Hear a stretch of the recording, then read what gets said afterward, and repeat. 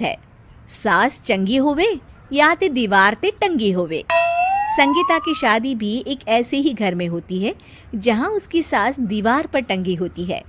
ससुर और पति शादी के पहले दिन उसे सास के फोटो के सामने ले जाते हैं, जहां ससुर जी कहते हैं, बेटा बेटा संगीता, ये तुम्हारी सास थी, बहुत नेक और भली, लेकिन थोड़ी गुस्सैल थी।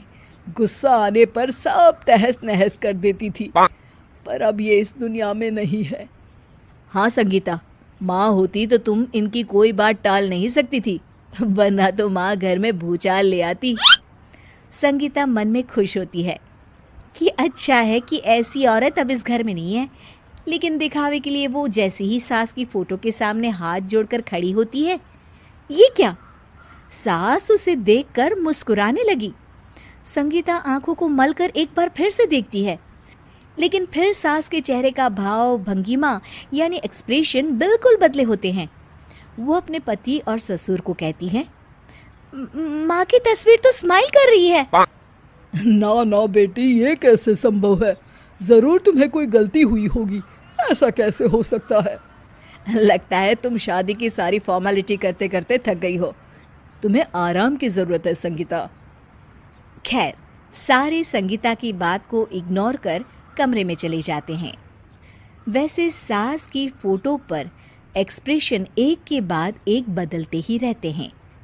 सुबह होती है, पति और ससुर को काम पर भेजकर संगीता कमरे की सफाई करने में लग जाती है कि तभी उसे आवाज आती है, टेबल ठीक से साफ करो। ऐसे भी कोई टेबल साफ करता है? इससे अच्छा तो ये गंदा ही था। किसी औरत की आवाज सुन संगीता दंग रह जाती है और सोचने लगती है कि आवाज कहाँ से आई। आवाज को नजरअंदाज कर वो फिर से अपना काम करना शुरू करती है, लेकिन इस बार तो आवाज बिल्कुल उसके कान के पास से आती है। मेरा घर है ये। जब तक मैं थी चमका कर रखती थी, हर एक चीज शीशे की तरह थी। तुम्हें तो ना सफाई आती है ना कुछ पता है। क्यों तुम्हें मेरे घर की जिम्मेदारी दे दी गई है? पता नहीं तुम में मेरे बेटे को क्या दिखाई दिया। मैं होती तो एक से बढ़कर एक लड़कियों की लाइन लगा देती। अब संगीता को समझने में देर नहीं लगी कि ये आवाज किसी और की नहीं बल्कि उसकी सास की है, जो दीवार पर टंगी है।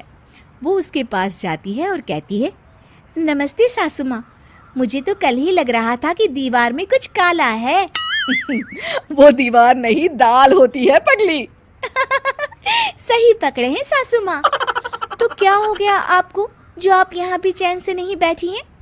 सुना मैंने आपका व्यवहार काफी गुस्से वाला था। चुप रह तू, ज्यादा बकर बकर ना कर। घर का काम करना तो आता नहीं, आई है मुझसे बहस करने। हाँ देखिए सासू माँ, मैं आपसे साफ साफ कह देती हूँ, मुझसे पंगा लेने की कोशिश मत करिएगा। तभी पीछे से संगीता का पति आता है। अरे संगीता, किससे बात कर रही हो? कौन है वहाँ? संगीता की सास की फोटो फिर से पहले जैसी हो जाती है। आपकी माँ से कह रही थी कि मुझे काम करना आता। अरे संगीता, माना सास के ताने हर बहू को अच्छे लगते हैं, लेकिन यहाँ तो माँ है ही नहीं। तुम तो फोटो से ही तुम भी लाजवाब हो संगीता।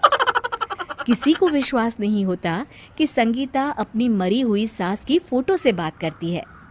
वहीं आए दिन संगीता की सास संगीता को किसी न किसी बात पर आते जाते ताने देती।